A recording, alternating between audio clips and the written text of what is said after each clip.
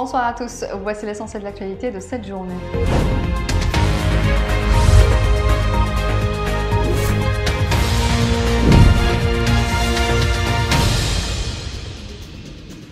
Le ministère du Travail, de l'Emploi et de la Sécurité sociale a apporté ce jeudi des précisions sur la diffusion de communiqués émanant de certaines organisations syndicales, activant principalement dans la fonction publique et qui envisagent d'organiser un mouvement de contestation pour revendiquer l'amélioration du pouvoir d'achat alors qu'elles ne peuvent pas activer pour non-conformité à la loi en vigueur, indique un communiqué du ministère. Pour le ministère, l'ensemble des mesures prises récemment par le gouvernement à travers la revalorisation des salaires par l'augmentation des indices de base de la grille indiciaire, la révision du barème de l'IRG et la revalorisation du salaire national minimum garanti visent à générer une amélioration du pouvoir d'achat des fonctionnaires et des travailleurs.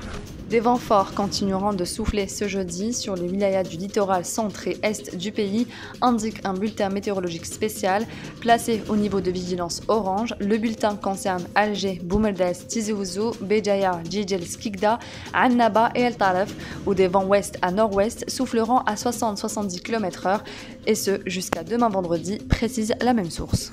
La compagnie aérienne nationale Air Algérie a annoncé ce jeudi dans un communiqué des perturbations dans son programme de vol de et vers les régions du sud-est du pays en raison des mauvaises conditions météorologiques réduisant fortement la visibilité.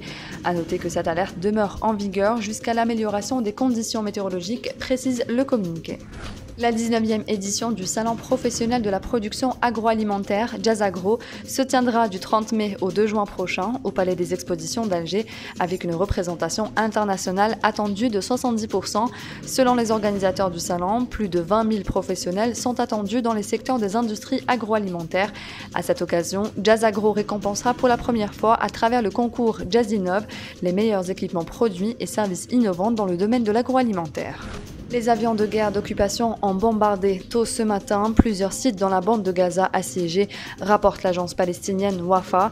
Les avions d'occupation ont bombardé un site dans le quartier d'El Zaytoun, au sud de la ville de Gaza, un site à l'ouest du camp de réfugiés d'Al-Nusayrat. Ils ont également tiré vers les propriétés des Palestiniens à l'est du camp de réfugiés d'El Boulaïj, au centre de la bande de Gaza. Aucune victime n'a cependant été signalée, selon la même source. C'est la fin de ce journal. Merci pour votre attention. L'information continue sur notre site www.lesoldalgerie.com. Excellente soirée à tous.